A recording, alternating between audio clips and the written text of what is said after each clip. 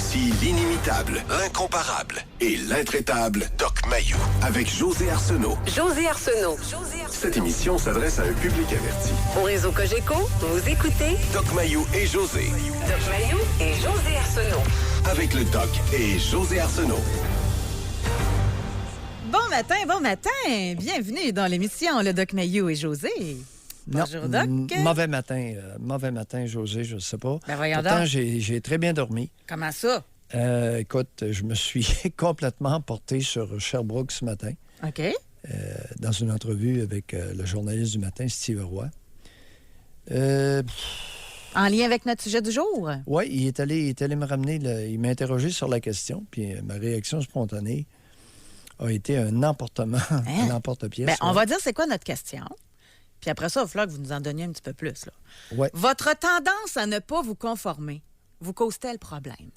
Alors, pourquoi que vous vous êtes enflammé de Ben même? là, puis en plus, tu étais allé en remettre tout à l'heure en me pluguant, en me connectant. En me connectant sur le 93, je t'ai entendu avec l'équipe du matin Oui? m'accuser d'être anticonformiste. Ben, je l'assume totalement. Je l'assume 150 Venez pas me dire que vous êtes conformiste, là. José Arsenault, Oui, Pierre Mayou. bon, je ne suis pas anticonformiste. Je me conforme quand ça a de l'allure. Mais un conformiste, il se conforme tout le temps. Donc, vous êtes un peu anticonformiste. Non. Je suis avant-gardiste. Je m'auto... OK, on est dans la sémantique, mesdames, mesdemoiselles, messieurs. Mesdames, mademoiselles, messieurs, vous allez apprendre qu'il y a trois choses. Il y a la délinquance, il y a le conformisme, puis il y a l'avant-gardisme. Mais non, mais anticonformiste, ça va pas juste avec la délinquance, puis avec tout, là. Anticonformiste, là, c'est d'aller dans une direction autre que celle que les moutons prennent. Non. C'est de Selon refuser- moi, c'est ça. Non. Aller dans une direction autre que le troupeau de moutons, ça peut être de l'avant-gardisme. À ne pas confondre. Oui, je suis d'accord. Mais c'est que- quoi qui vous choque tant de vous faire dire que vous êtes anticonformiste? Ça me choque pas pantoute. J'ai trouvé ça très flatteur. Ça m'a obligé de réfléchir. Ben, vous dites que je vous ai accusé d'être anticonformiste. C'est un José. compliment. Oui. Ben, écoute, c'était une tentative de compliment que j'aimerais que je... Tentative de compliment. En tout cas, dans mon cœur, c'est un compliment. Oui, je le sais, José. Je sais que c'est... Puis je te le dis affectueusement. Et je me suis emporté sur Sherbrooke. C'est pas parce que je veux répéter la scène. C'est que écoute, au Québec, en Amérique, être en avance sur son temps, ça a été. J'ai été accusé d'être un délinquant, d'être un renégat, un danger pour ma profession.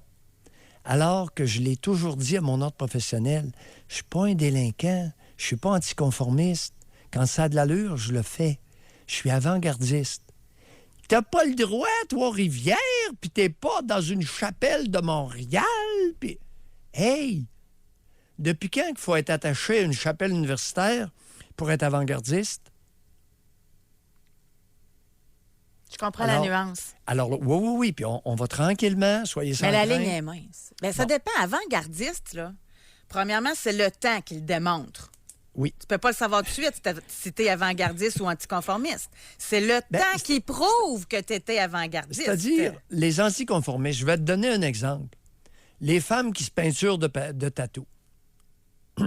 Les manches, tu sais, t'as Bon. toute une Ça, série de... c'est de l'anticonformisme de rébellion. Oui, c'est de l'anticonformisme stérile. Ça donne... Écoute, la femme, elle se beurre à vie de tatou. Elle est définitivement anticonformiste, mais cul-de-sac. Ça donne strictement rien. Vous avez beau vous en le dire, mesdames, ça ne changera rien à rien. C'est de l'anticonformisme stérile. Par contre, deux scénarios anticonformistes. Sophia Nolin, en se mettant à poil. Mais c'est de là que part notre sujet. Là. On va être bien francs. Là. Oui. Elle proteste. Puis elle fait un doigt d'honneur. Alors, on le voit dans le Journal de Montréal, j'invente rien, elle fait un maudit beau fuck you avec son majeur dans le Journal de Montréal. dans l'article de Sophie Durocher. Ah, c'est pas moi qui est vulgaire, là. Elle fait un doigt d'honneur, un fuck you. Maintenant, à qui fait-elle le fuck you? Sophie n'a pas compris. À qui fait-elle un fuck you? Pourquoi se met-elle à poil? Ben, Elle proteste, hein? moi, j'ai ma petite idée, là, mais allez-y. Non, allez-y. Elle fait un fuck you à la société matriarcale stagnante.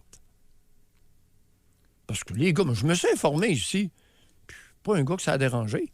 Par contre, il y a de la matriarche puis de la femme qui va être dérangée aujourd'hui.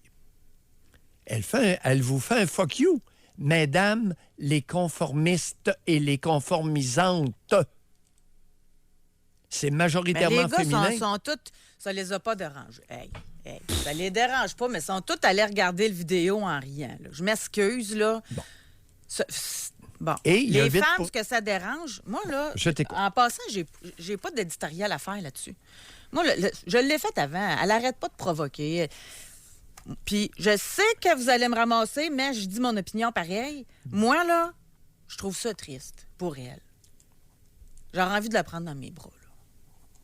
Ça suffit, là. Tu sais, c'est plus ça. Premièrement, je l'ai regardé, sa vidéo. Moi, la diversité corporelle, là, ben oui, je suis d'accord. Il n'y a pas à être pour ou contre, c'est comme ça. Tu sais, elle dit qu'un corps est fait pour exister, pas pour être jugé, là. Mais ce que je trouve triste, c'est qu'autant dans les photos qu'on voit d'elle pour promouvoir cette vidéo-là, qui amène les gens sur son site Internet, en passant, là, super belle campagne promo pour attirer du monde sur son site. J'en ai un site. Je ne mettrai pas ton nez dessus. Moi, je mets des recettes. Mais en tout cas, mais ça va faire un baume incroyable. Très bon marketing. Par contre, ce qui m'attriste, sur ses photos, dans sa vidéo, j'ai tout regardé, elle n'a pas l'air épanouie. Elle sourit même pas. Elle a l'air triste. Elle a l'air dans ses pensées. C'est triste. Une belle femme enrobée, épanouie, là. Bon, ça existe-tu? Telle est la question, là, mais en tout cas, une belle femme enrobée, ronde, épanouie, il me semble que ça passe mieux. Là, elle essaie de dire bravo à la diversité culturelle, faut pas se juger. Elle a l'air d'être sur le bord de broyer tout le long de son vidéo. C'est juste ça que je trouve incohérent. C'est pas gloire au corps. Ben non, je me montre tout nu puis je trouve ça triste. En tout cas, c'est juste... Moi, c'est ça que ça m'a amené comme réflexion, et c'est tout. Qu'elle veut se montrer tout nu pour vendre des disques, ça y appartient. Puis là, bientôt, comme Sophie Durocher dit, bientôt, elle va revenir et elle va dire « C'est pas juste, le monde parle juste de comment que je suis au lieu d'écouter mes chansons. » Ben oui, mais elle revient encore de même. Tu sais, c'est juste ça, là. Bon. Mais le reste, là, c'est de ses affaires. Ça m'appartient pas, là. Ce matin, deuxième scénario mondial anticonformiste. Il y en a un qui en a fait suer une maudite gang. Aux États-Unis, c'est la fureur actuelle. C'est probablement l'élément dont on parle le plus à tous les niveaux aux États-Unis. Et c'est le suicide de Jeffrey Epstein en prison. Oui. Jeffrey Epstein, c'est un milliardaire qui s'est fait pincer dans une histoire d'agression sexuelle sur des adolescents. Il est incarcéré et il a essayé de se suicider. Ils l'ont réchappé. Il a réessayé de se suicider, puis il s'est fait la peau. Bon. Je dis bien, prudemment, José, je suis psychiatre, je connais le tabac. Si Jeffrey Epstein s'est suicidé parce qu'il ne voulait pas être impliqué dans le cirque juridique américain, ça le regarde. Et si tel est le cas, s'il le fait en pleine possession de ses moyens, en faisant un doigt d'honneur à ceux qui voulaient le juger et l'impliquer dans un cirque avec des menottes et des chaînes aux pieds, ça le regarde. Si tel est le cas, okay, dans ce contexte-là, je dis bien dans ce contexte-là. Oui, parce qu'il y en a plein d'autres possibles. Là. Dans ce contexte-là, OK?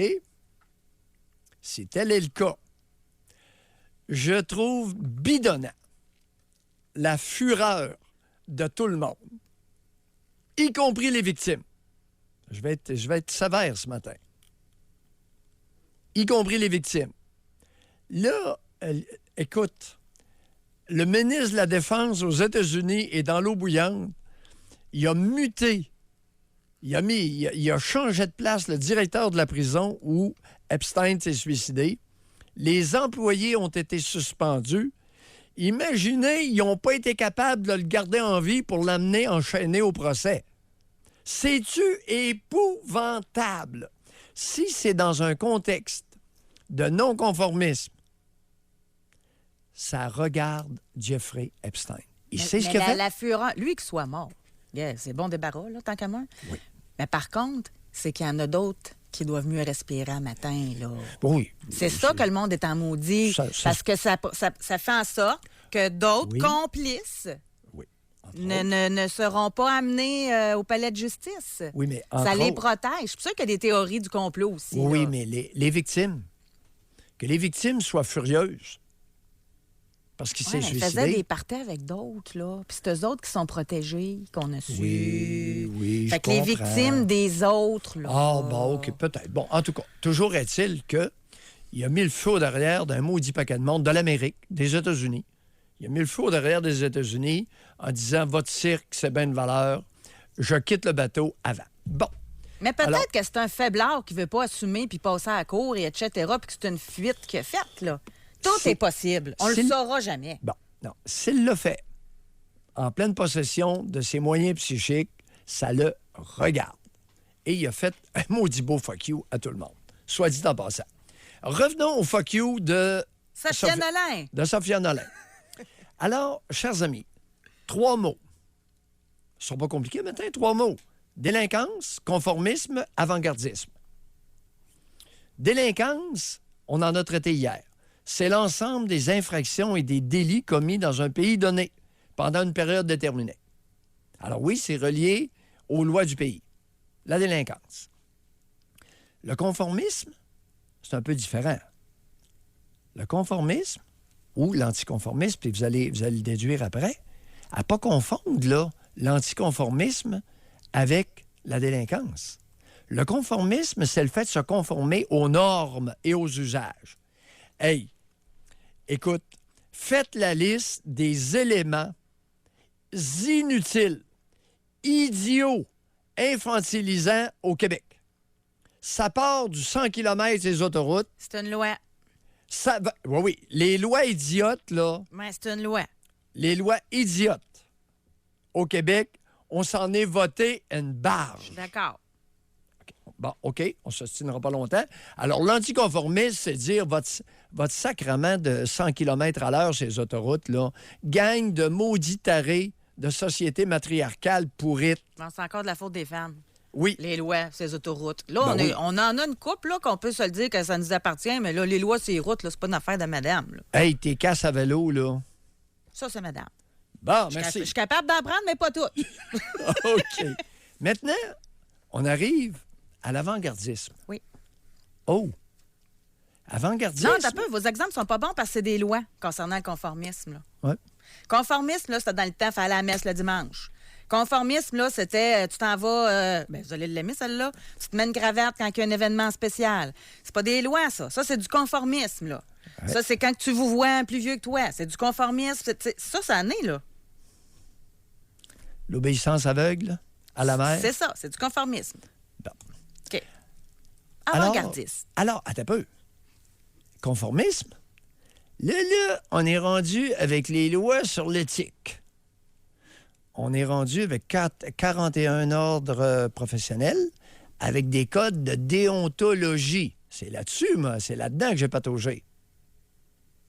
Hein? On m'a pincé avec des problèmes de déontologie qui n'en étaient pas.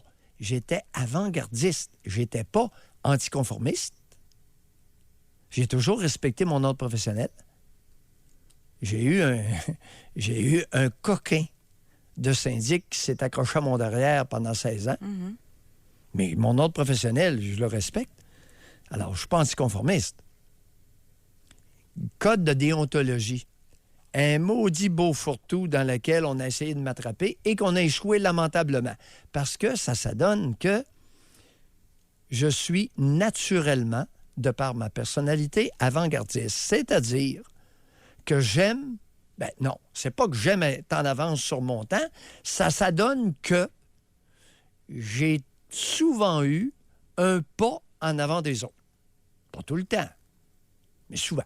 C'est arrivé, à maintes reprises, dans toutes sortes de choses. Parce que Au niveau ne fiscal. vous êtes pas conformés. Ça va ensemble. La ligne est mince. Ben, je me conforme. Les limites de vitesse dans les zones scolaires, à 30 km, je me conforme. À 50, je me conforme. Là, Doc, faut pas reproduire ce qu'on a vécu dernièrement. On va aller à la pause parce que là, c'est moi qui passe dans le bureau. C'est moi ce rôle-là qui se fait chialer. OK, là. OK. Bon. Alors, on s'en va à la pause. Et au retour, on aimerait beaucoup vous parler. J'ai trouvé ça intéressant sur Facebook parce qu'à la question là, Oui. qu'on a posée sur les gens qui ne se conforment pas, ça leur cause des problèmes, bien, il y a une femme qui a répondu, elle dit, moi, c'est mon côté conformisme qui m'énerve. Fait qu'elle, c'est ça, son côté à elle.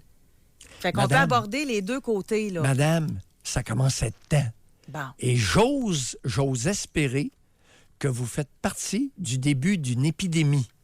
Bon, alors on veut savoir, avez-vous de la difficulté à sortir du rang? Puis ça vient d'où? Et à l'inverse, ceux qui sortent du rang, ceux qui se conforment pas, ça vous a-t-il déjà causé problème? Racontez-nous au 1-877-670-9330 et par texto au 25226. Bon, alors aujourd'hui... Les deux, José. Ben oui, c'est ça. Il y a les deux. Vous Oh, êtes oui. les deux. Vous êtes non, avant-gardiste et anticonformiste. Ah non, non, Moi, t'as j'en déroge pas. ta maudite limite de vitesse puis ceinture de Ah non, sécurité ça, je suis sur les d'accord. autoroutes, là. Je suis d'accord. Tu me fais suer. Ben, en passant, Donc- j'ai rien à voir là-dedans. Hey, Puis écoute, moi-même, je roule jamais à 100 en passant. Bon, puis les motos. Ben oui, puis j'ai tout. Regarde, moi, je vais redire mon fameux exemple. Comment ça se fait qu'on est obligé de s'attacher en char, puis qu'en autobus, il y a plein de petits-enfants assis, puis eux autres sont pas attachés? Trouvez-moi logique. Il n'y en a pas. Ah. En quel honneur qu'en Floride, les motocyclistes sont Pas de pas obligés, ils se promènent sans casse. Et puis, au Québec, c'est obligatoire. Hey, vos maudites mesures de sécurité féminine, là, ça m'écoeure. Ben- Ça m'écoeure royalement. Mais vous, là, Ça, vous, tu- vous aimez ça provoquer aussi, là. Regarde, Là, votre petite phrase, là, faut que vous rajoutiez féminine. Tu sais, vous savez que ça va provoquer, là. Non, non, mais José, c'est Oui. vrai ou c'est pas vrai? C'est une affaire de femmes, les mesures de sécurité, ou c'est pas une affaire de femmes? Moi, je pense qu'au gouvernement, les fonctionnaires qui inventent ça, ces lois-là, là, la majorité, c'est des hommes. Bon, ce n'est pas parce qu'une personne a une paire de testicules qu'elle est un homme Ah, c'est automatiquement. un homme féminisé. Donc, c'est une affaire de femme. Oui. OK. Et les femmes Fait que ça au va Québec. tout le temps être de notre faute. Si, Oui. si c'est un homme féminisé, c'est à cause des femmes, puis, tu sais, ça m'annonce. Soit que c'est Écoute, une femme ou un homme féminisé. les hommes religieux portent des robes. Pourquoi? Explique-moi ça. Ben, je sais pas, ça. Pourquoi ils portaient toutes des robes? Ça doit être pour ressembler aux apôtres dans le temps, là, je sais pas. Non, mais ils ont peut-être voulu garder cette culture-là. Là. Dans le temps, ça se promenait tout en robe. Ben, de toute façon, dans ces pays-là, ça se promène souvent comme Ben, ça. ben non, encore. Bon. Alors, les hommes religieux renoncent à leur fonctionnement testiculaire. Pourquoi? Pour être très près des femmes. Bon, Un c'est- homme en robe, non, ça me fait pas approcher tant que ça. Je sais. C'est pas... Je sais. Alors les femmes de tout temps ont castré des hommes castrables, leur ont mis des robes comme stentards, comme porte-parole. Alors, il y a beaucoup de femmes qui sont très bonnes à faire leur commission par un porteur de testicules. J'invente rien, là. Que ça vous plaise ou pas, c'est ça, dans Bon. bien des cas. Pour être constructif. ceci étant dit, Pour être oui. constructif. Là, moi, j'aimerais ça aussi, sûrement qu'on revient à l'enfance. Qu'est-ce qui fait qu'il y en a qui vont se conformer toute leur vie versus ceux qui dérogent de la ligne, là? On va le dire comme ça. J'aurais tendance à croire, et c'est là que j'ai hâte d'entendre votre réponse, que c'est plus facile pour un homme de déroger qu'une femme. Ça se peut-tu que les petites filles soient plus drillées à se conformer que les petits garçons? Les fillettes sont beaucoup plus faciles à driller en moyenne. OK? Dans un groupe, des groupes de fillettes, c'est beaucoup plus facile à écraser, à asservir qu'un groupe du même nombre de garçons, pris au hasard. Parce qu'il y a toujours une coupe de tête dure, puis il y a plus de délinquants chez les gars que chez les filles. La délinquance masculine est beaucoup plus frappante, violente. Deuxièmement, on enlève les crottés, les truands, les délinquants, là. Et il y en a d'autres, l'esprit critique, le sens critique et l'esprit critique, plus répandu naturellement chez les garçons que chez les filles. Ah oui? Bien, ça, je vous dis, Quoi? là, ça, c'est du maillot tout pur. Je dis pas que ça n'existe pas chez les fillettes. Je vous dis qu'une fillette qui a un sens critique naturel, puis un esprit critique et un autocritique naturel, pour l'autocritique, c'est peut-être, mais le sens critique, là, c'est pas trop féminin. Moi, je suis déçue d'entendre ça. Écoute, ça demeure à prouver. S'il y a des psychologues à l'écoute, là, puis vous n'êtes pas d'accord avec moi, appelez. Je vais vous écouter. Si vous avez une Moi, étude... je pense que la petite fille, là, est plus drillée à plaire. C'est ça qui nuit. Elle est plus drillée ou ça fait partie du processus de séduction naturelle chez les fillettes? Comprends-tu? Elle l'est plus parce qu'elle est plus... Là, je réfléchis à haute voix. Allons-y, lâche-toi. Du plus jeune, là, la petite fille, là. Oui. On y met une belle petite robe. Ben Mets-toi belle. Ben oui, sois je sais, ben oui. fine. Oui. Fait que la petite fille, elle grandit parce que là, elle veut plaire à qui aussi? Là, son papa, qu'elle trouve donc bien belle, ma belle petite fille. Fait que là, tu veux plaire. Tu sais, fait que c'est... Oui. Il y a beaucoup de ça. Et quelqu'un Pourquoi? qui se conforme, Pourquoi? selon moi, ça cache le besoin de la peur de déplaire. C'est pour ça que Oui. les gens se conforment. Ils ont peur de ce que le monde va dire. Ils ont peur de se faire juger. Ils ont peur de ne pas être aimés. Alors, question de genre. Pourquoi est-ce si fréquent est-ce beaucoup plus fréquent chez les fillettes que chez les garçons? Parce que les fillettes vont grandir, vont devenir des adolescentes. Puis imagine-toi donc que la séduction, ça a un sexe. La séduction, c'est l'affaire des femmes. Alors, messieurs, vous avez beau vous époiler, votre popularité, là, lorsque vient le temps de séduire, elle monte pas vite. Et vous l'avez essayé, puis je vous assure que vous vous êtes masturbé plus souvent qu'à votre tour. L'homme n'a qu'à cueillir. Ben non, il répond. Ouais, ben c'est ça. Alors, il y a des espèces, par exemple, chez les perdrix, c'est le mâle qui fait le ramdam. Il impressionne la femelle. Chez le paon, c'est le mâle qui fait le ramdam. C'est le mâle paon qui fait le ramdam. Puis qui a les couleurs, etc. Ici, on Dans appelle l'espèce humaine- on appelle ça des chars sport.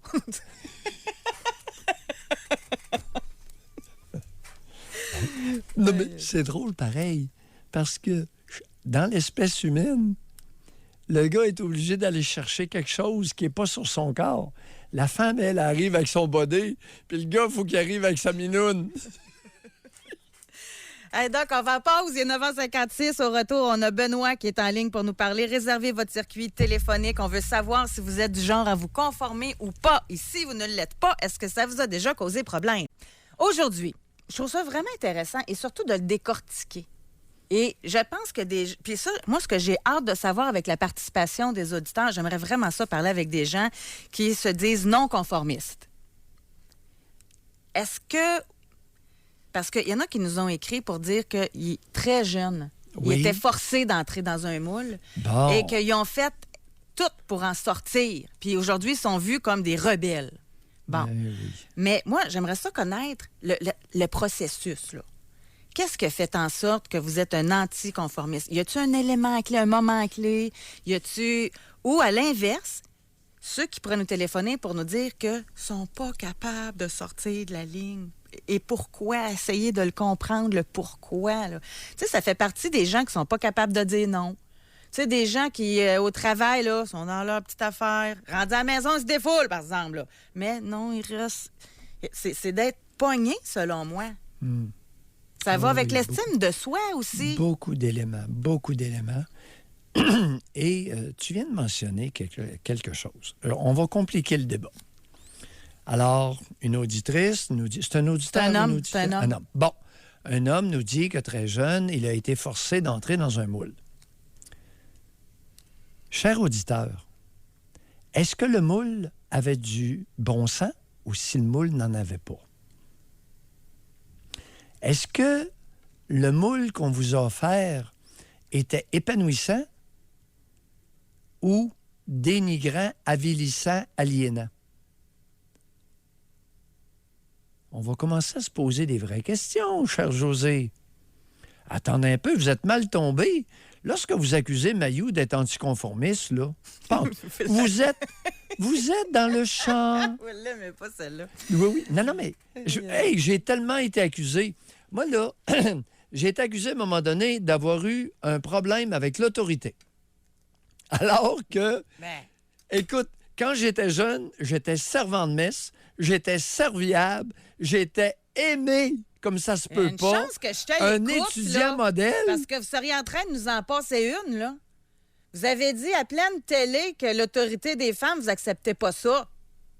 Oui. Bon, fait que c'est vrai que vous avez de la difficulté avec l'autorité. Non. Même un patron, là. Non, mais j'ai jamais eu de problème. Vous ne voulez pas. Fait que vous vous mettez pas dans la situation. Bon, alors une femme patron, là, doigt d'honneur comme Sophia Nolin, j'ai-tu le droit? J'en veux pas de femme patron. Bon. Mais il y a une affaire. Je veux pas beaucoup plus d'hommes patrons. OK? Puis là, vous dites que vous n'avez aucun problème avec l'autorité. Là, il faut être cohérent, là. Non, ton autorité, je la laisse. L'autorité, si t'aimes ça, là, je te la laisse. Moi, j'en ai pas besoin. J'en veux pas d'autorité. J'en veux pas de limite de vitesse sur les autoroutes. On est J'en d'accord. veux pas de ceinture de sécurité. Bon, alors, là, c'est revenu à la mode. Mais avant que c'était à la mode, là, votre barbe longue, là, c'est pas avant-gardiste pantoute. C'était pas conforme.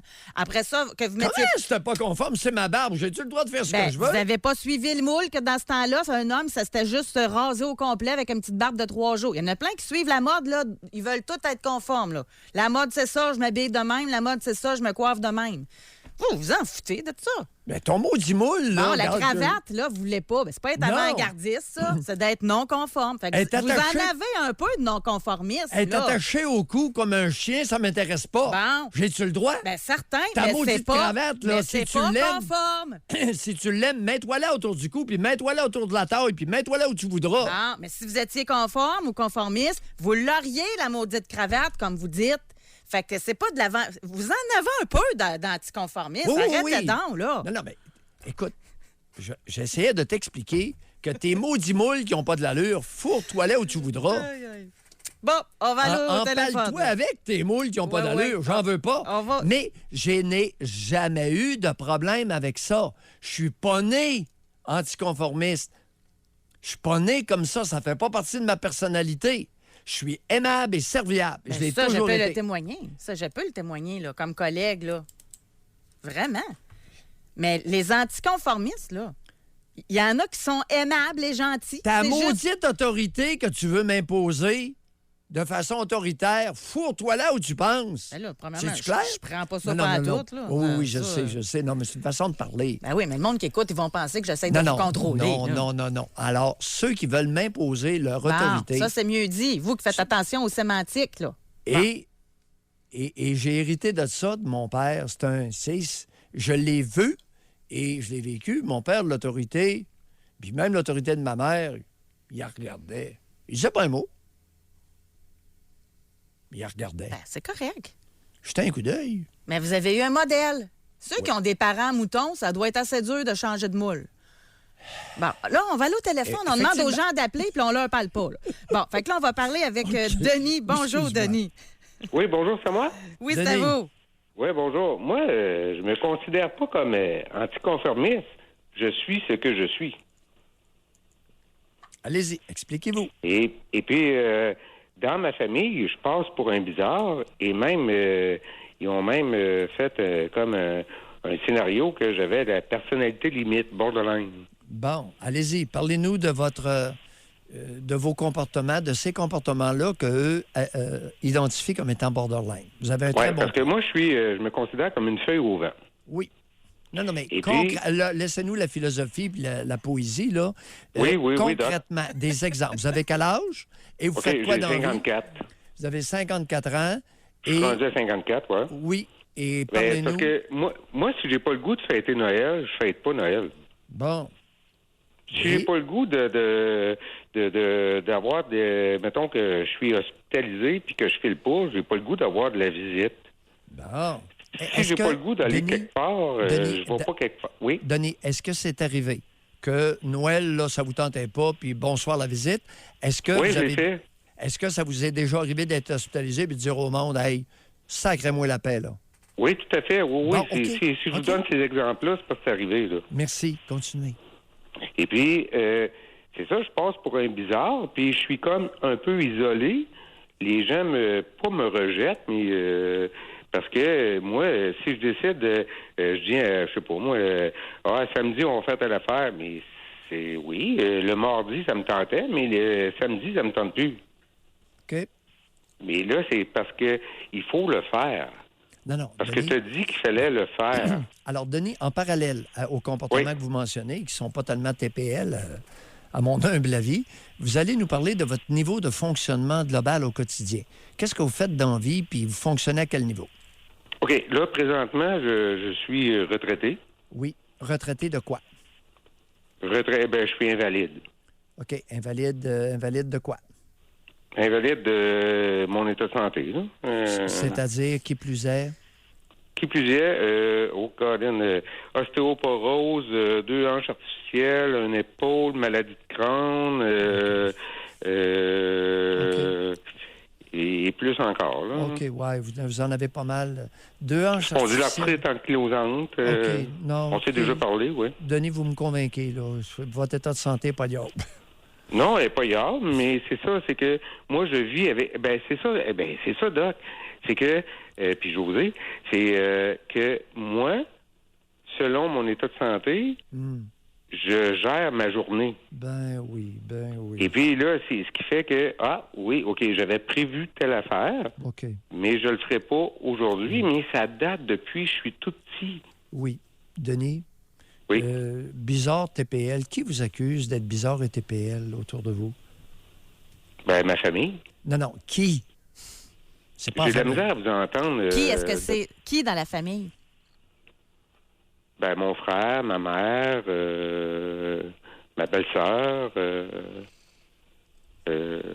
l'ensemble de... Vous avez mentionné votre frère en premier. Est-ce que Oui. c'est lui qui vous écrase le plus? Non, lui, il veut pas en parler. Qui vous écrase le plus? La mère ou la belle-sœur? La belle-sœur. C'est donc bien pas de ses affaires, elle. Non, parce qu'elle envoie des courriels à ma blonde, puis tout ce qui est borderline, là, on est quasiment un dossier. Là. Denis, est-ce que je me tromperais en affirmant que votre belle-sœur est une matriarche en devenir, puis une maudite matriarche? Maudite, le mot est faible. Bye, Denis. Salut. On s'est compris? On s'est compris, maman. Non, il faut les voir où elles sont. Et les dénoncer. C'est immonde. Ces femmes-là sont immondes. Non, mais c'est-tu pas de ses affaires? Plus que ça. Écoute, elles noyautent l'environnement. Denis, Ben oui. vous avez entendu? Vous avez entendu ces handicaps. Il semble qu'il y en a assez, là, sans qu'on y en rajoute. Là. Est-ce qu'on pourrait le respecter et le laisser tranquille? C'est tout ce qu'il demande, Denis. Pierre, bonjour. Oui, bonjour, ça va bien? On vous écoute, non, Pierre. ça va mal. Oui, non, c'est ça. Je te dis que la fois de ça, je suis conformiste. Des fois, je suis anticonformiste quand je trouve soit des règlements stupides ou des choses comme ça, tu sais. Les premières fois que j'ai vu ça, tu sais, quand même, au Québec, il y en a en masse des moules, puis des ci, des ça, là, tu sais. À un moment donné, j'étais dans une cour d'école, à un moment donné, il y a peut-être 5e année du primaire, puis à un moment donné, il y avait de quoi dans l'eau, je pense que c'était au printemps, il y a de la neige autour, il y a de quoi dans l'eau, peut-être un ballon de soccer, etc. Là, je voyais tout le monde qui réfléchissait, bon, on devrait-tu appeler le professeur, on devrait-tu parler à qui avant d'aller chercher la chose. Puis là, il y avait un Asiatique qui était avec nous autres, qui est arrivé au Québec. Qu'est-ce qu'il a fait? Il est allé chercher la chose, puis il est allé le porter où ça allait. Tu sais, on est comme paralysé par un paquet d'affaires. Moi, ça m'a étouffé dans ma jeunesse. Trop de moules, ça devient abrutissant, ça devient que tu peux plus bouger. Quel genre de moule vous parlez que vous aviez dans votre jeunesse, là, qui était... Tout est grave. Écoute, je sais pas, je sais que j'en ai pas nécessairement un exemple. Peut-être que je vais essayer de réfléchir. Je sais qu'à un moment donné, mon frère avait cassé un crayon, à son école, peut-être 3e année du primaire. Tu sais, casser un crayon, c'est pas la fin du monde. Mais quand tes parents t'en parlent pendant 3 semaines, là, parce que le petit, il a cassé un crayon, là. Qui des parents, Parce qu'il a sorti Les du parents, moule, là, tu sais. Pierre, les parents, ça n'existe pas. Qui des deux, Ah, les géniteurs, oui. qui des deux géniteurs a ramené ça pendant 3 semaines? Ben, la mère. La mère, la matriarche, là, comme vous appelez, là, c'est incroyable, c'est fou, là. C'est après ça, t'es haïs-tu les mots du règlement après des histoires de même? Vous avez quel âge, Pierre? Moi, j'ai 40 ans. 46? Et comment va votre vie actuellement? Ah, je vous dirais, depuis que j'ai quitté ces gens-là, ça va beaucoup mieux. Beaucoup C'est-à-dire, mieux. sur quel plan? Ah, ben, beaucoup de moins de stress. Rien à devoir à ta famille. Je sais pas, il y a plus de castration de toutes sortes d'affaires, là. Donc, j'ai mis ça de côté, puis maintenant, je fais ma vie et je m'en porte mieux. Et comment réagit la matriarche à la distanciation? Ah, c'est jamais de sa faute. C'est la faute aux autres. OK. Bye, Pierre. Donc, Merci là, beaucoup. c'est- Bonne Merci chance. de votre appel. Non, je sais pas. Ouais. Merci, bonjour. Bye. On va parler avec Benoît. Bonjour, Benoît. Bienvenue dans l'émission. Oui, bonjour. Ça me fait Benoît. plaisir, José et Doc Mayou. Je prendrai l'expression un peu de croiser le fer avec vous, Doc Mayou. Allez-y. Vous parliez, avant-gardiste ou moi j'appellerais ça là, conceptuel. Je vous donne un exemple. En tout cas, je ne sais pas si mon mot est bon. On a, dans la société, à un moment donné, eu des règles, puis des règles plus fortes que ça. Bon, je vous donne un exemple. Ça prend un papa, ça prend une maman, il faut que tu aies une maison, il faut que tu gagnes un bon salaire, il faut que tu aies un bon compte de banque. Puis moi, là, je suis pas dans le moule. OK, je vis tout seul. Au niveau financier, quand tu fais des rencontres, tu rencontres des femmes. Des fois, tu peux pas toujours la suivre. Si la femme, elle gagne 80 000 par année, puis toi, tu en gagnes la moitié. Tu sais, il faut comprendre, à un moment donné, avant, ça me frustrait, ça. Mais il faut comprendre, un exemple, que on n'a pas les mêmes possibilités financières. Fait que ça se peut-tu que ça soit plus dur à accepter pour un ou pour l'autre, puis que l'autre n'est pas capable de suivre. Tu sais, on vit, c'est un concept qu'on a donné. Tu sais. Moi, je suis pas le moule. Je vis tout seul. J'ai beaucoup de choses à payer. Donc, on m'en enlève plus sur ma paye. Puis, il y a un salaire qui rentre. Tu sais, je veux dire, je vois pas. Il faut comprendre que des fois, on peut être rejeté. Voilà l'idée de. En général, on peut être rejeté, puis bon, je suis pas, mettons, conformiste. Au niveau mais on a toutes des règles et des lois à suivre, plus ou moins acceptables certaines, c'est sûr. Hein? Tantôt, vous disiez parler de casque, là, puis de mon ouais, de femme, ou bon, moi, je pense qu'il y a une logique là-dedans. Au Canada, je pense en quelque part, là, on a une loi que si le gars est un hindou sikh, ben, et avec sa moto, il paye l'enturban. Si on enverrait sa facture à ce gars-là, je ne dis pas que si tu as un casque, tu ne te blesseras pas non plus.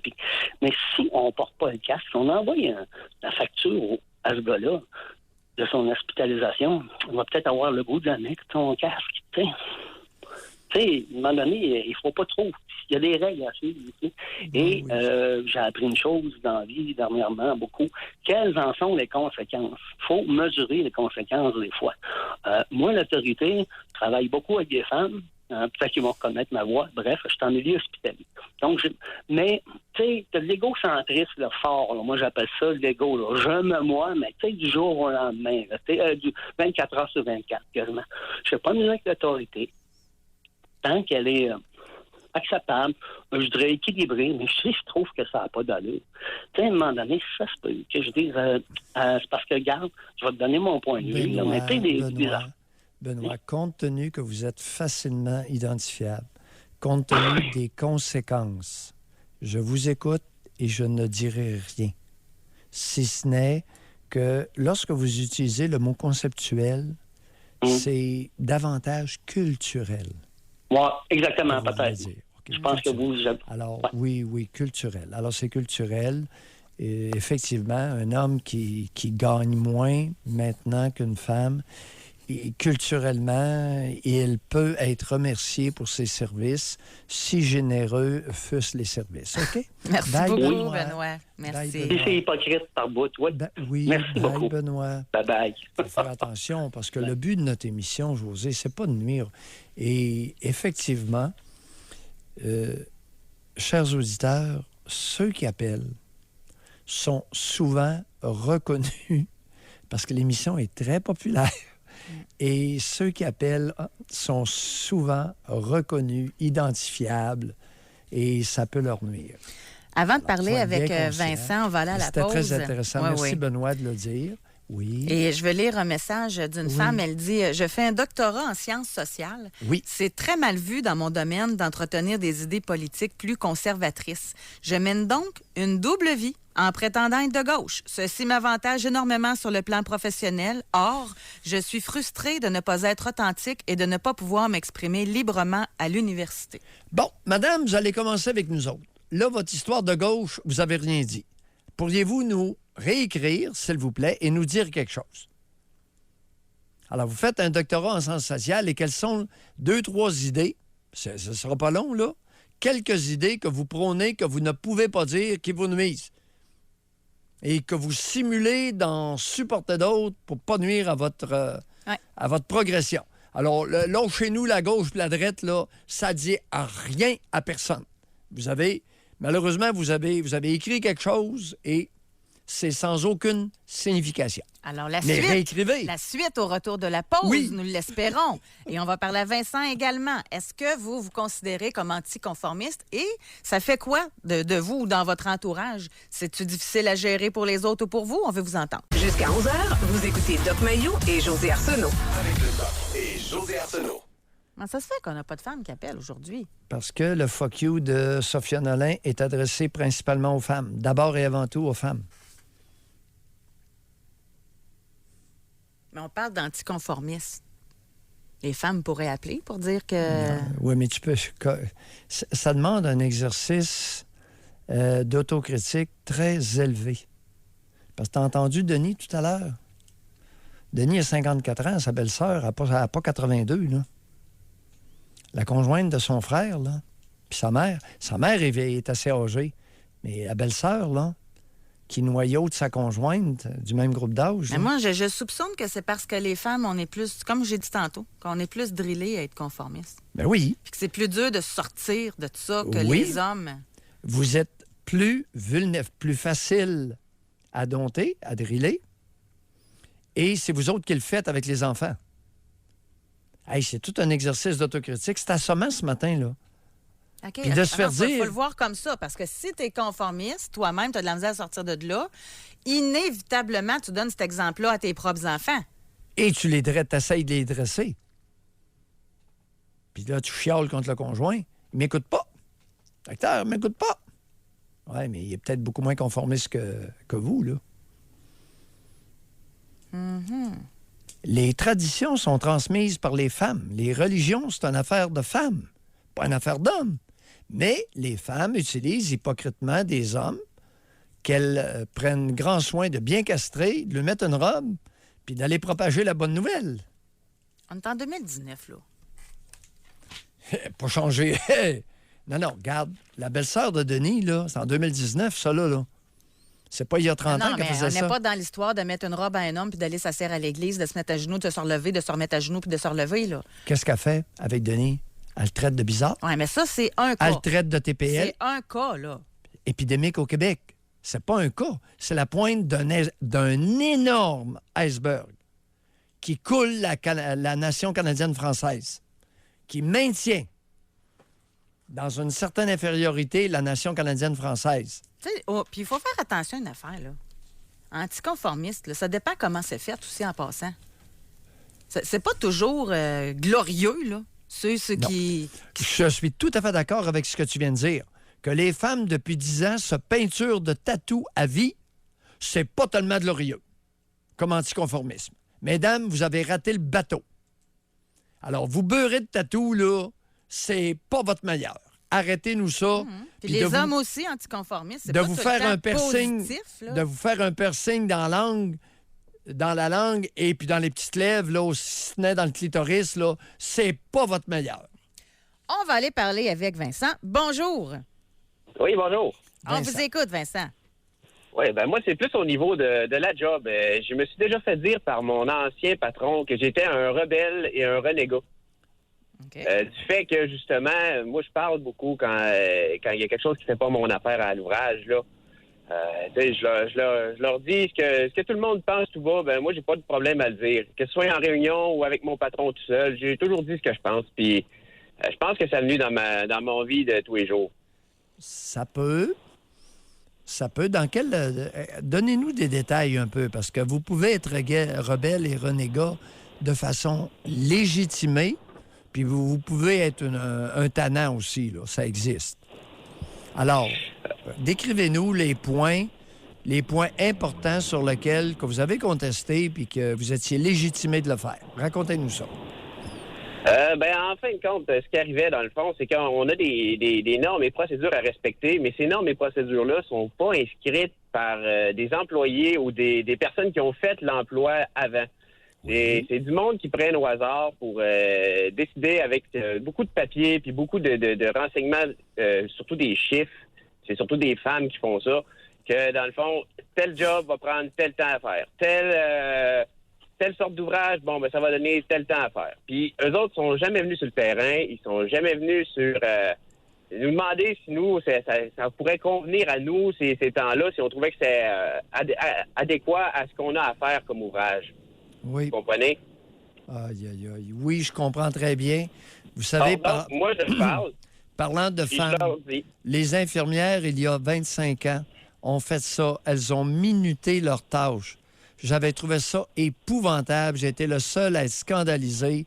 Minuter les tâches de l'infirmière puis la faire rentrer dans ce moule-là, j'avais trouvé ça odieux, épouvantable. Alors oui, malheureusement, c'est une affaire de femmes. Ça n'a pas de maudit bon sens.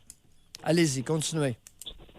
Et puis, c'est exactement ça. Fait que là, dans le fond, ce qui arrive, c'est que, comme vous dites, en minutant, ça impacte aussi tous les ouvrages qu'on a à faire par la suite. Des fois, on est obligé de remettre. Des fois, c'est le client qui est pris en otage, si on veut, par rapport à ça. Puis, oui, ça peut. Écoute, quand on disait à notre patron que ça n'avait pas de bon sens, que les temps qu'ils nous donnent, on prend les otages, les clients en otage, que les autres qui ont pris des journées, ben là, à ce moment-là, moi, je leur disais que ça n'avait pas de bon sens, que c'est du monde qui utilise juste des bouts de papier puis des chiffres pour pouvoir inscrire des chiffres au bout puis de minuter les temps. Puis quand je parlais avec mon patron, après, il me disait que je suis un rebelle, un renégat, puis c'est comme ça que les autres me voient. On a compris, je crois. Vincent, se lever debout et dénoncer l'idiotie là où elle se trouve, c'est un geste noble. Bye, Vincent. Merci. Merci, bonne journée. C'est-tu anticonformiste ou c'est juste se tenir debout? Ah oui, c'est ça. C'est de refuser une conformité qui n'est pas dans le meilleur intérêt de l'emploi et de l'employé. Ben oui. Des stupidités, l'être humain peut s'en doter. Et lorsqu'on met des femmes en situation de pouvoir, on peut facilement récolter ce que vous venez d'entendre. On va aller à la pause. Au retour, on a notre première femme de l'émission qui va nous parler. Elle s'appelle Edith. On lui parle dans quelques minutes. Alors, nous allons de ce pas parler avec Edith, qui nous a joint. C'est la première femme, d'ailleurs, à téléphoner dans l'émission pour parler du fait qu'elle est anticonformiste ou conformiste. Bonjour, Edith. Oui, bonjour, José. Bonjour, Dr. Mailloux. Oui, bonjour, Edith. Ce matin, là, je vais vous avouer que ça me rejoint un peu plus parce que moi, j'ai perdu des emplois en raison de ce que je dis, et ou sinon, comme il disait, que ma personnalité ne cadrait pas dans l'établissement, dans la philosophie de l'établissement. Ça peut arriver. Et expliquez-vous. Parce que tu veux que ça s'améliore, tu veux proposer des choses. T'es là, t'es un bon travailleur, ils te le disent, là, t'es un bon travailleur, mais il y a un mais, et le mais, c'est que tu veux avancer. Et ça nuit. Parce que tu dis tout haut ce que tout le monde passe tout bas. La première fois, ça a été du manque de diplomatie. Oui, donnez-nous des exemples. Mais... Edith, soyez un peu plus précise parce que oui. C'est important que nous, auditeurs, soyons capables de nous faire une tête sur est-ce que vous étiez légitimé ou pas. Je veux bien. Crois... Oui, mais là... Oui, allez-y. Oui, parce que quand on veut le bien des patients, quand on veut le bien de l'équipe, quand on veut que ce soit, comment je vous dirais, que ça devienne quelque chose qui est agréable et de changer une façon de travailler, d'améliorer, alors que des fois, on me dit, si tu veux changer ça va prendre 5 ans. Ou tu vas te former, ou tu vas apprendre à faire ce que tu as à faire. Edith, donnez-nous des exemples concrets, parce qu'on ne pourra pas se faire une tête. Changer comment je vous dirais, changer des outils d'apprentissage, exemple, OK? Ou une façon d'amener des protocoles nouveaux. OK?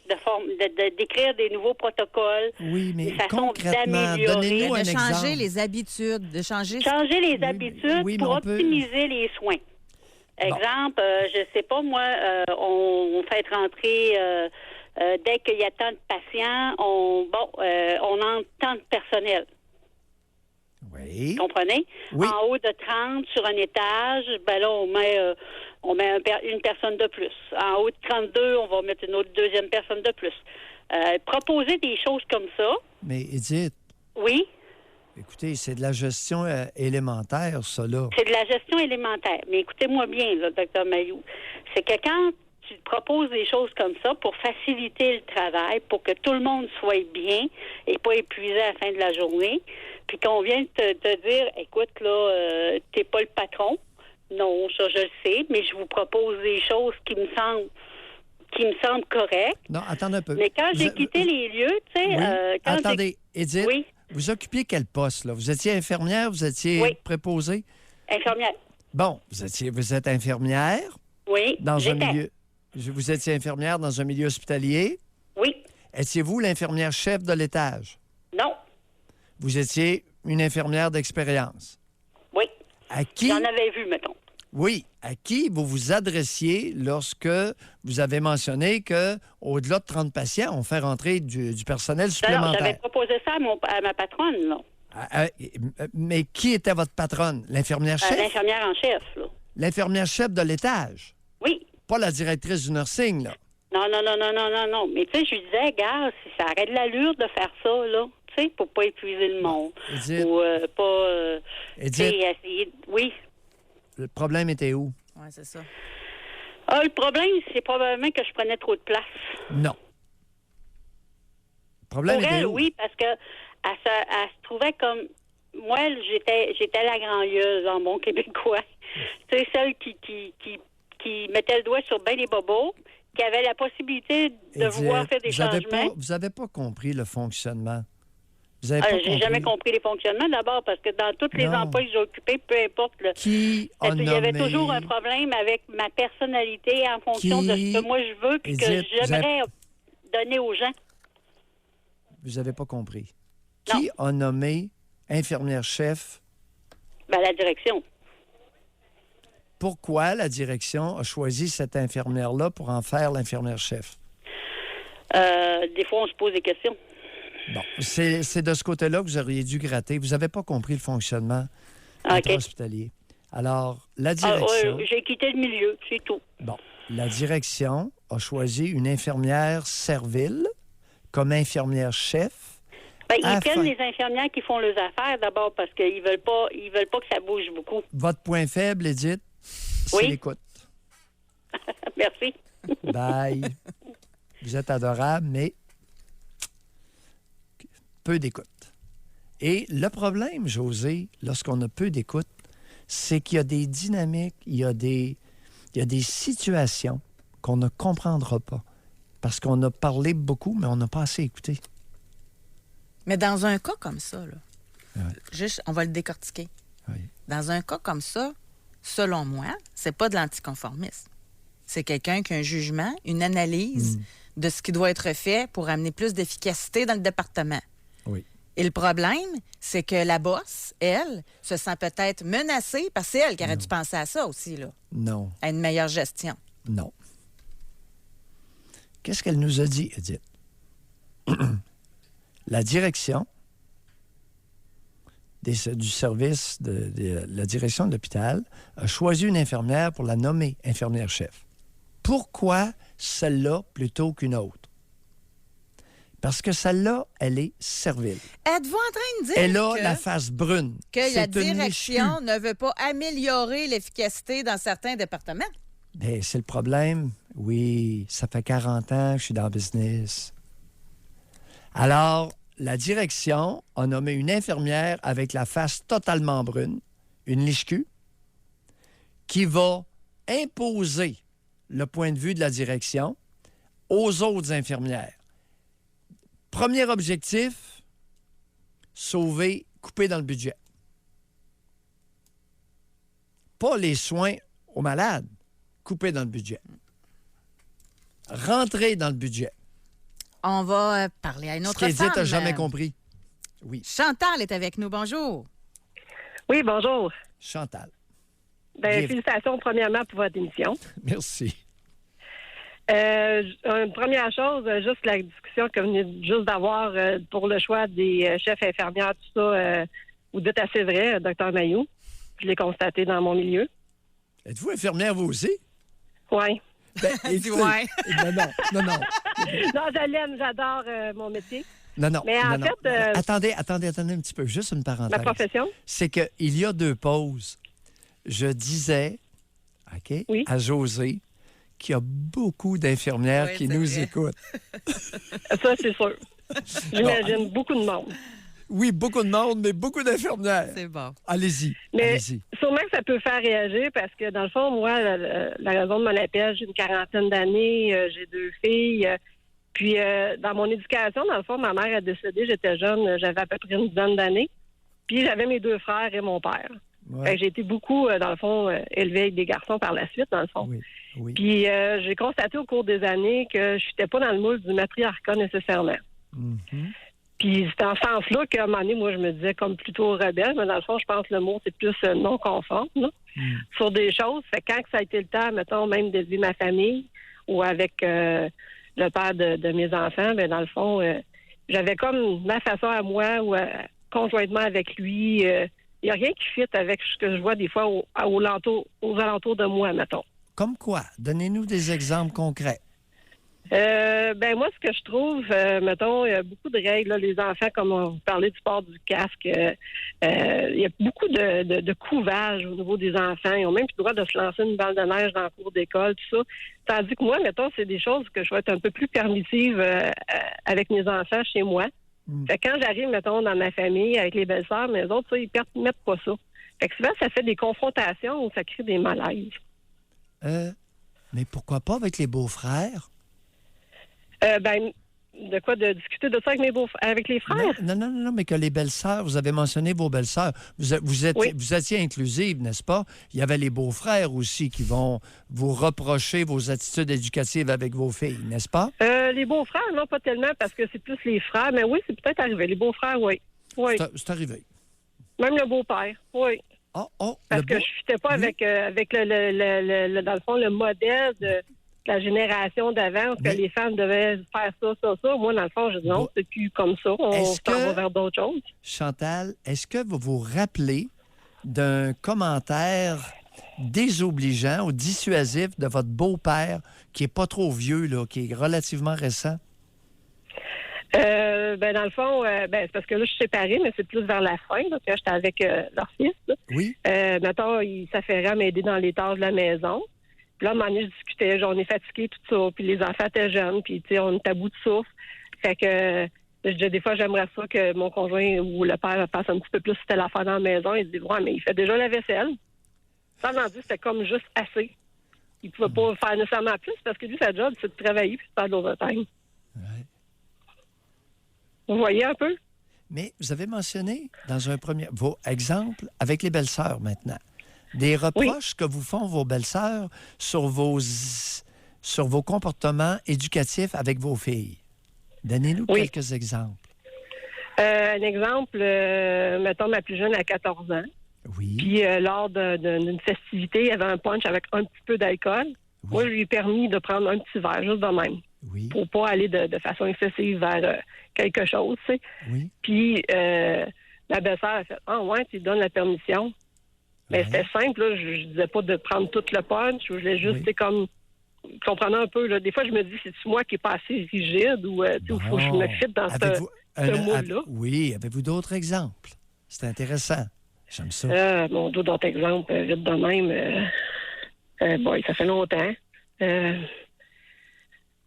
Ben, des fois, c'est pas si précis, mais des fois, je m'étais fait dire aussi, genre, par une de sœur, la façon que tu fonctionnes, parce qu'elle avait rencontré un psychologue pour des raisons, pour une démarche personnelle avec mon frère, puis il avait dit, en tout cas, dis-toi, si t'étais allé, mettons, avec ton conjoint, vous autres, vous penseriez pas de la façon que vous fonctionnez. Tu sais, c'était tout le temps des affaires comme, c'est difficile à dire, c'est comme s'il faudrait fitter vraiment dans un moule, puis moi, ça, non, ça marche pas. Intéressant, intéressant. Quel âge ont vos filles? Il y en a une qui a 14 ans et l'autre a quel âge? 20 ans. Oh! Celle de 20 ans, comment va-t-elle? Comment fonctionne-t-elle ces temps-ci? Je dirais qu'elle a une belle autonomie. Elle a pris un peu de temps à se chercher parce que elle, je l'avais un petit peu plus couvée, mais j'ai vu que ça pouvait lui nuire. Fait que j'avais comme changé mes façons de faire. Puis tout en parlant avec le père. Oui. Puis, dans le fond, là, à un moment donné, surtout qu'elle est rendue adulte, je dis là, c'est le temps de trouver les choses qui font avec toi, ta personnalité, tes choix. Je dis dans la vie, il y a plusieurs choix. Je dis même, elle me voit fonctionner ou ce que je suis monoparentale, même si j'ai un conjoint, mais on n'habite pas ensemble. Puis, tu sais, le fonctionnement, j'ai dit plein de choix s'ouvrent à toi. Puis là, il faut que tu fasses tes choix à toi, même si ça ne fit pas toujours avec mes convictions que j'avais. Parce que les fois, elle dit, ouais, mais là, ça ne fit pas avec tes choses à toi. Mais il ne faut pas que ça fit toujours avec mes choses à moi. Parce que tu es rendu adulte. Tu sais, je veux vraiment qu'elle se laisse aller dans sa voie. Puis elle dit depuis un an, elle dit qu'elle va super bien. Elle n'a jamais été aussi bien que ça. Merci beaucoup d'en témoigner, Chantal. Bel exemple à suivre pour beaucoup de femmes au Québec. J'ose espérer que votre témoignage va faire tache d'huile. Merci beaucoup. Merci, Chantal. Bonne journée. On va aller à la pause tout de suite et au retour, on va faire un blitz avec des auditeurs qui sont en onde pour nous parler, qui sont en ligne pour notre dernière partie des... Alors, pour cette dernière partie de l'émission où on parle de conformisme ou d'anticonformisme, on va parler avec Marie-Pierre. Bonjour. Oui, bonjour. Vous allez bien? Oui, on vous écoute, Marie-Pierre. Moi, je travaillais dans un milieu qui était très, très hiérarchisé, genre VP, subalterne et tout. Et puis, à un moment donné, il y a quelqu'un qui me demande, puis moi, j'étais vraiment subalterne. Là. Et puis, il y a quelqu'un qui me dit, bon, nous arrangerais-tu une rencontre, tel VP, on voit qu'il est en conflit d'horaire, puis on voudrait vraiment qu'il participe à telle rencontre. Ben, je dis, moi, j'ai pas accès à son agenda. Sa secrétaire était pas là. Ben, on dit, pourrais-tu l'accrocher, puis nous arranger ça? Ben, moi, je dis oui. Je rencontre M. X, je vais le voir dans son bureau. Puis là, il faut voir le tableau. Toute son équipe est là. La porte est ouverte. Alors, moi, je range M. X. Il semblerait qu'il y aura un conflit à votre horaire pour une rencontre demain et tout. Fait que là, il regarde ça. Il dit, je vais t'arranger ça. Il dit, oui, c'est vrai, mais je vais prioriser la rencontre là, que tu me soumets. Et puis là, il me dit, c'est quoi l'objet de la rencontre? Ben, je le sais pas. Moi, je suis pas sa secrétaire, puis je suis pas secrétaire. T'as pas l'objet. Non.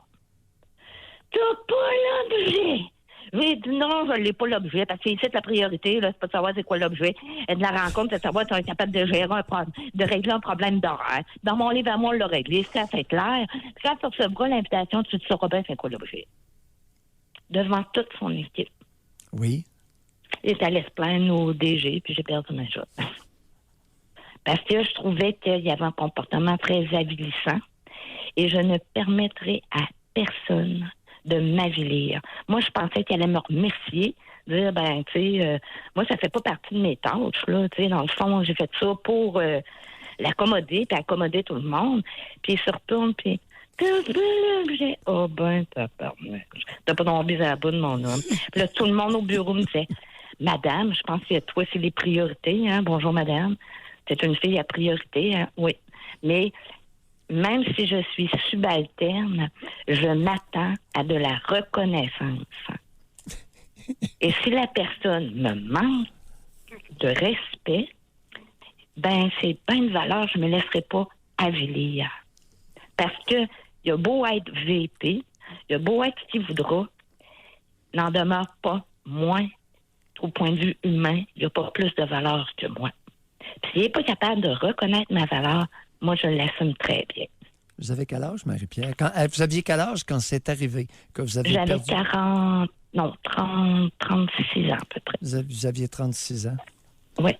Et c'est arrivé il y a combien d'années, ça, cet événement? Ça fait à peu près 10 ans. 10 ans. Vous avez 46 ans. Avez-vous de la difficulté à vous trouver un autre emploi par la suite? Non, parce qu'après ça, je suis devenue travailleur autonome. Oh, super. Ça a bien été, travailleur autonome?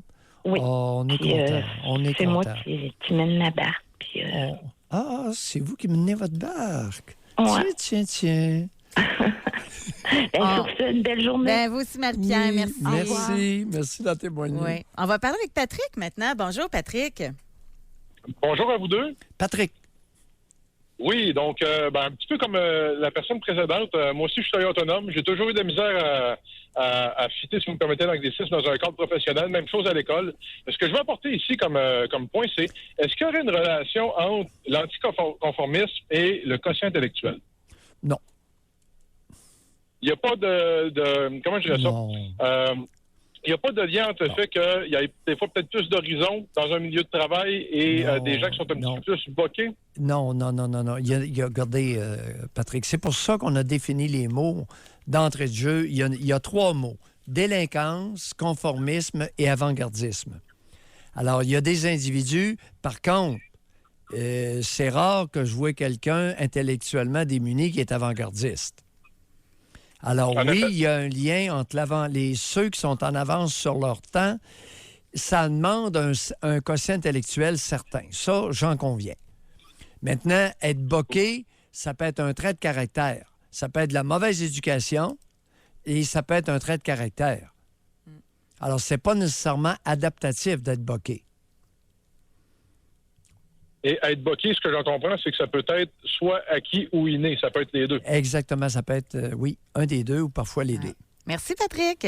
Bye. Merci à vous. Merci. Bye. On précise. On va poursuivre pour une dernière auditrice, Noémie, qui est avec nous. Bonjour. Oui, bonjour. En fait, moi, je voulais raconter que j'ai un anticonformisme qui se transfère vers moi-même, contre moi-même, je dirais. Par exemple, un exemple de ça, c'est que ma mère, elle voulait pas que je prenne du poids dans les dernières années. Moi, j'ai un trouble bipolaire.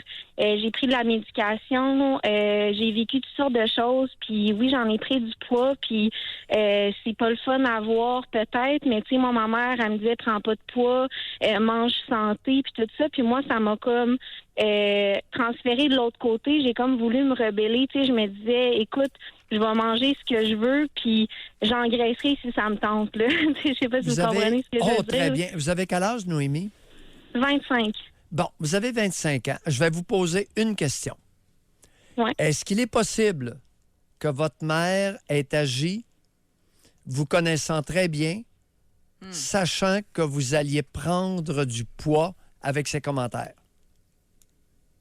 Ça se pourrait. Est-ce qu'il est possible que votre mère voulait... Est-ce qu'il est possible que votre mère voulait que vous deveniez grosse? Ben, je le sais pas. J'ai l'impression que ça la peine. J'ai l'impression qu'elle veut pas que je devienne grosse pour pas subir de l'intimidation ou quoi que ce soit. Là. Noémie, est-ce qu'il est possible que votre mère, à son insu, désire le contraire? C'est une bonne question, mais je le sais vraiment pas. On s'arrête là-dessus.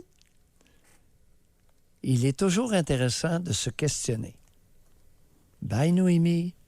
Bye, merci, bonne journée. Bye-bye. Il est important régulièrement de contempler le contraire de ce que nos proches nous disent. Un truc d'un vieux psychiatre analyste. Ça doit être dur à évaluer quand tu le vis toi-même, cette situation-là. D'être capable de le discerner. Virtuellement impossible.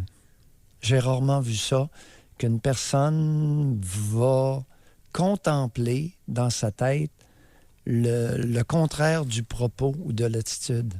Encore là, c'est pas pour défendre la mère, mais ça se peut-tu que c'est inconscient chez la mère aussi? Ma mère ne veut pas que je prenne du poids.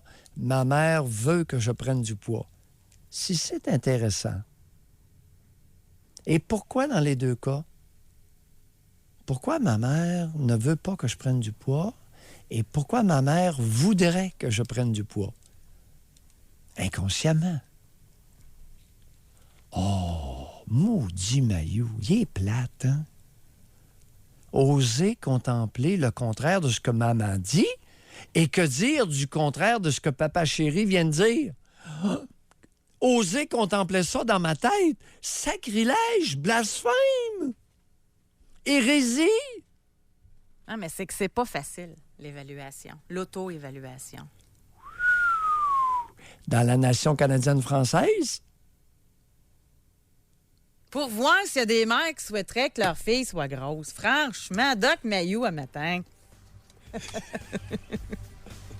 Ça faisait pas longtemps que j'animais avec vous, là. Ça passerait moins. J'en aurais mangé. Alexis, merci beaucoup. À la mise en onde, production de l'émission Doc Mayou. On se donne rendez-vous demain, les auditeurs aussi. Bonne journée. Bye, José.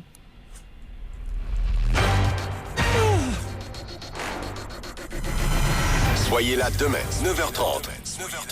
Pour une autre édition du Doc Mayou et José. Avec Doc Mayou et José Arsenault.